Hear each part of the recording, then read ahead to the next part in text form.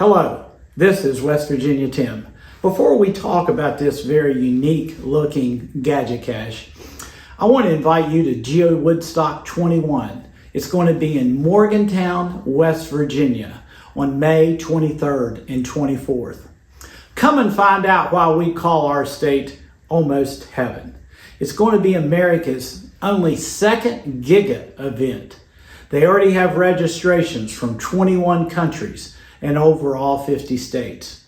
While you're there, stop in and visit me at the Martinsburg-Berkeley County CVB table. We're platinum sponsors of the event, and I'll be at the table all day on Friday and Saturday. At 2:15 on Saturday, stop in. I'll be talking about gadget caches in the main forum, and I'd love to see you there as we exchange some ideas on how you can build, very simply, some very unique and interesting gadget caches. I hope to see you in Morgantown. Okay, as we start talking about this very unique gadget cache, I'm donating one very similar to this to Geo Woodstock, and you'll be able to find it while you're in Morgantown in May. About 7 years ago, I did a video about this concept. But you know, every week I get videos of people who've taken my ideas and concepts and they make it their own. Well, you know, I don't have a geocache in West Virginia using this concept of the Guess Who game. That geocache went to South Carolina. So this concept is now coming to the state of West Virginia. But folks at Geo Woodstock said, hey, if you could make your cache about the state of West Virginia, that'd be fantastic. What better way to do it than use the West Virginia state bird, the Northern Cardinal? So this cache uses the same concept of a cache that I highlighted on a video, and it's called It's Easy to Build This Durable Cache. That's the title. It's easy to build this durable cache.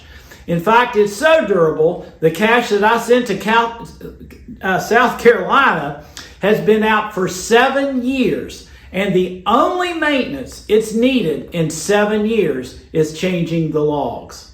So this is an absolutely extremely durable concept. It uses the Guess Who game.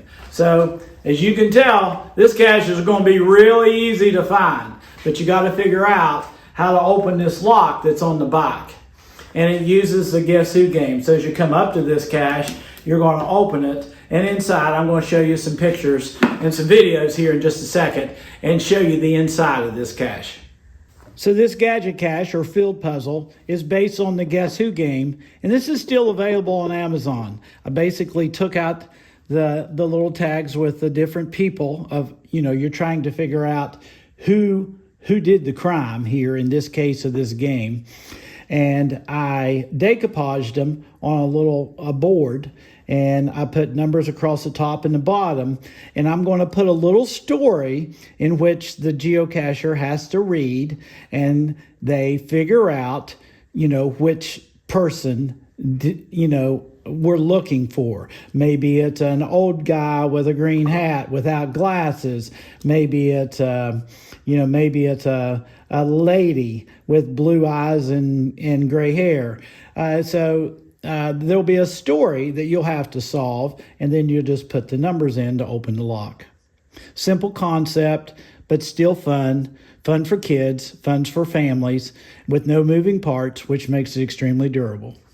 Of all the many gadget caches I've made, I've never had to attach it this way. I'm using a 4x4 post that I've got permission to place.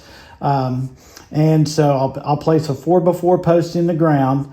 The cache is actually designed so that it actually sets right here. This creates a little bit of a challenge to make sure that it's securely fastened. So before I put this in, as I put this cache out, I'll put this in, be one of the last things I do. But if I'm going to I love these screws. I'm going to take this screw and I'm going to place it, I pre-drilled it, and it will go right here and it will secure it. And that's one form of attachment. I'll secure it here. This will be completely hidden when it's done, and you won't even know this attachment's here. Another thing I love about this cache is there is absolutely no screws showing anywhere. There is no hint of how this cache is put together. Nothing here on the top. Top's not attached to the sides. The sides, if you look at the sides, you can't see the sides attached together. You can't see any screws on the wings. It's a very clean looking cache. I use PVC on the top and PVC board on the back because the top and the back are the only things that in all my years, I've ever had decay. So the top is PVC and that's PVC. The rest of it's painted pine. The only screws that will be showing are my two screws that are holding on my tail feathers. So the tail feathers, of course, are not attached now. And so let me show you one other little thing that I've done. I will be able to put screws right in here. So what I've done is I pre-drilled them and I put washers here, and I have glued them using epoxy glue so that when I use those screws, instead of pulling on the PVC, it's actually going to pull on the metal washer. So I'll be able to really crank these bad boys right here down. This screw will actually be hid underneath the tail feathers. I've made a lot of my caches using the Kreg system. I think it's K-R-E-G. And this is an example, probably the easiest to see. They give you a drill bit, you drill it down through here, you put your board in here, it puts this little kerf in here, and then you put the screw. And those two screws right there make this board right here nearly impossible to pull apart. So you can use this idea to hook your side onto your back, your front on, to your side. And let me show you inside as an example. I'll use this as my pointer. So here's a Kreg screw that holds the side onto the back.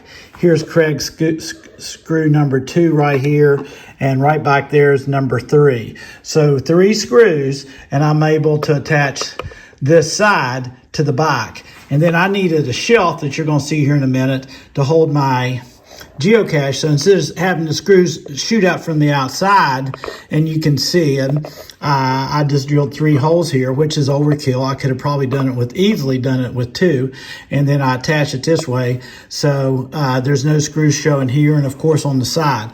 Now these other screws that you see here are really just shooting through my wings. I know people are going to ask me for a design, and I really don't have a design. Just so you'll have a concept, these won't be exact, but let me just tell you, I've done some measurements here. My wings are about 5 feet at its widest. Its longest point is about 16.5. The top here is 8 inches by about 6 3/4. The front door is about 5 inches wide by 11 1/4. The back is 17 by 6 3/4. And the head at the very widest is about 5.5, and it's about 6 inches tall. Okay, like I said, a cache almost exactly like this is going to Morgantown. Morgantown is about, a little less than 2.5 hours from Berkeley County. So I'm not going to be able to get there and do maintenance on this cache. So it's going to be very, very durable. But I also don't want people having to go out there and change the logs for me, every month or so. So I'm actually wanted to use a lock and lock that I could put a log in that would hold 3,000 or 4,000 signatures so that it wouldn't take a lot of maintenance. So the lock and lock will be on the back here. It'll be in here. This lock will be shut. So all they do is put the 4 digits into this lock, open the lock, and they'll be able to access the log. And the inside, where I started my whole cache, I start with this and then kind of work my way out.